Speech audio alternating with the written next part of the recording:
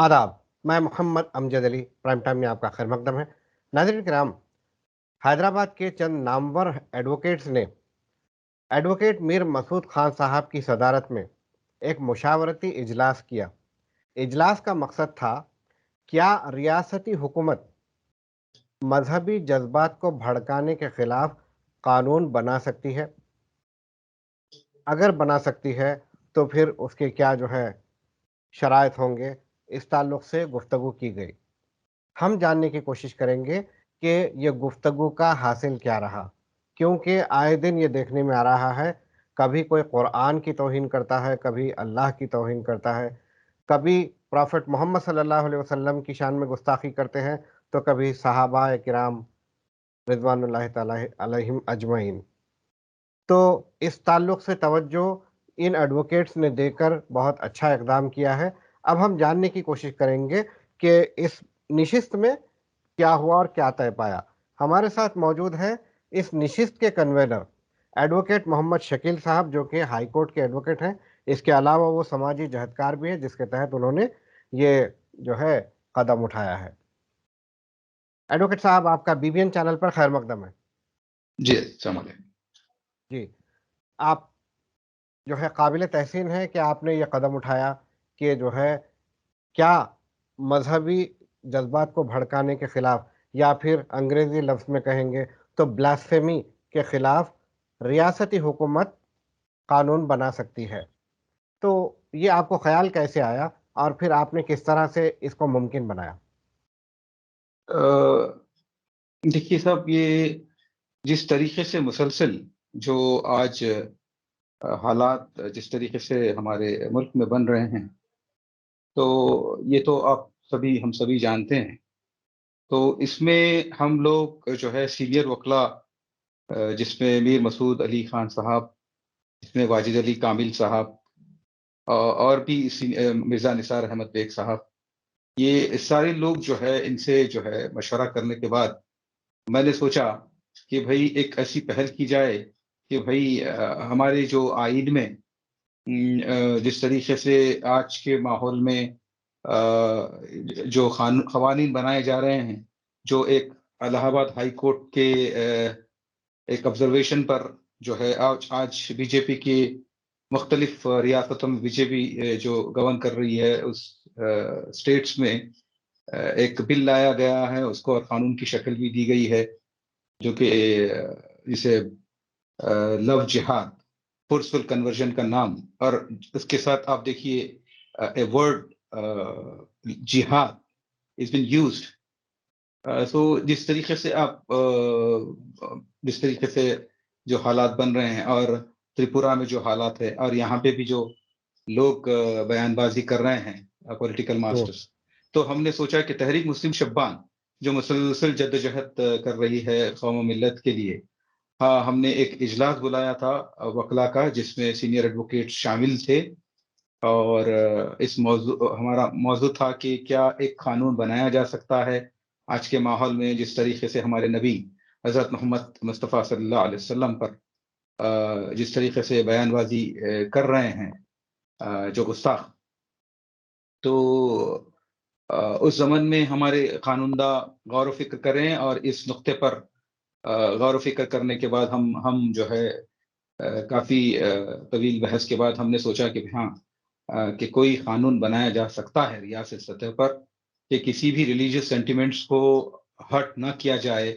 आइन का हवाला देते हुए आपके आर्टिकल 19 जो कि फ्रीडम ऑफ स्पीच का जो हमारे आइन में है, उसका जो है गलत तरीके से उसको ट्विस्ट करके जो है आज हेट स्पीच और मुख्तलिफ जो है मज़ाहिब के जो लोग हैं, उनके ऊपर छिटाकशी की जा रही है। और हम ये बिल्कुल ही काबिल बर्दाश्त नहीं है कि आप सल्लल्लाहु अलैहि वसल्लम पे कोई इस तरीके से हमारे जो है गलत तरीके से बयानबाजी करे।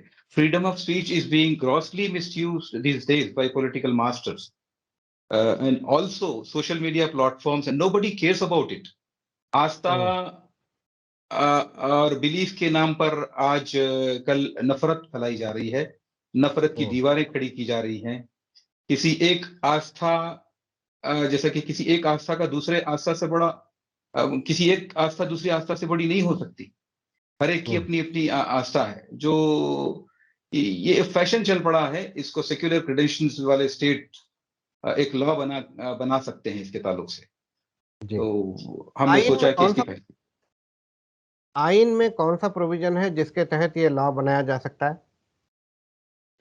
अब जैसा कि देखिए, India is a federal country और it's a union of states, जिसमें सेंटर और स्टेट के बीच पावर्स डिस्ट्रीब्यूट किए गए हैं, और लेजिस्लेटिव रिलेशंस सेंटर और स्टेट के, जिसमें 7th शेड्यूल में 3 लिस्ट बनाए गए हैं। एक यूनियन लिस्ट है, और स्टेट लिस्ट है, और एक कंकरेंट लिस्ट है, जिस पर मुख्तलिफ सब्जेक्ट्स पर कवानीन बनाए जा सकते हैं। ओके। जैसा कि किस सब्जेक्ट पर कौन कानून बना सकता है, पार्लियामेंट किन सब्जेक्ट पर कानून बना सकता है, स्टेट किन सब्जेक्ट पर कानून बना सकता है, वो 3 लिस्ट में जो है उसकी वजाहत उसको कहा गया है आइन में। तो जैसा कि central government has power to make laws in defence, foreign affairs, communication and others. और दूसरा जो है स्टेट लिस्ट है, जिसमें police, agricultural, irrigation, trade, taxation के ऊपर जो है दूसरे लॉज जो है स्टेट बना सकते हैं। और स्टेट और central both, state and central, state government and central government jointly make laws in certain subjects, इन दूसरे सब्जेक्ट्स पे, जैसे कि फॉरेस्ट है, ट्रेड है, मैरिज, अडॉप्शन, जैसा कि इस तरीके से सक्सेशन है। इसी तरीके से हम और भी जो है ये प्रोविजंस में हम और रिसर्च भी कर रहे हैं, और भी कानूनदां हमारे से जुड़े हैं, और हम इस नतीजे पे पहुंचे हैं कि जिस तरह आज कानून बनाए जा रहे हैं यूपी में और दूसरे बीजेपी स्टेट्स, आज के कानून लव जिहाद के नाम पर बनाए जा रहे हैं, वो आइन के बिल्कुल खिलाफ है। Anti conversion laws different states BJP के, जो गुजरात, आज कर्नाटक में भी आज रिसेंटली बनाया गया है, दिस इज टोटली अनकॉन्स्टिट्यूशनल, और ये बिल्कुल भी गलत है। और आपने जो पूछा है कि भाई फ्रीडम ऑफ, आर्टिकल 25 में भी ये चीज है कि freedom of conscience and free profession, practice and propagation of religion, ये भी एक चीज उसमें आर्टिकल 25 में है। तो उसके तहत जो है हम उसमें भी और रिसर्च कर रहे हैं कि भाई हम उसके अंदर एक लॉ ऐसा बनाया जा सके कि भाई पीस के लिए जो है ना, हम एक ऐसा एक कानून, जो सेक्युलर क्रेडेंशियल्स जितने भी स्टेट्स के हैं, वो लोग ये इक़दाम करें, हम उनसे मुतालबा करेंगे इंशाल्लाह। पीस के लिए, सेक्युलर फैब्रिक को बचाने के लिए हम कानून के दायरे में गौर करेंगे, और इसके लिए कोई एक बड़ा मूवमेंट भी हम अगर दरकार है, उसका मूवमेंट भी एक चलाएंगे, और कॉन्स्टिट्यूशनल एक्सपर्ट्स की राय शुमारी के बाद हम रियासती हुकूमत को रिप्रेजेंटेशन भी देना चाहेंगे इंशाल्लाह। तो आपके मुताबिक ये कॉन्करेंट लिस्ट में आता है? जी, हम अभी उसमें रिसर्च कर रहे हैं कि मुमकिन है, जैसा कि अब देखिए दूसरे अब एक आर्टिकल ये भी है, आर्टिकल 29, जिसमें माइनॉरिटीज को जो है एक ये it protects the interest of minorities, और हम इस पे भी जो है गौर कर रहे हैं। अब जैसा कि आर्टिकल 14, 15, 16 और आर्टिकल 25 और से लेकर के 28 तक, और right to freedom of religion, ये सारी चीजें हम इस पे गौर करेंगे, और गौर करके ये जो हम एक हिंदुस्तान एक अमन पसंद मुल्क है, और यहाँ पे अमन होना चाहिए, और हमारा आइन खुद भी जो है एक मिसाल है अमन की।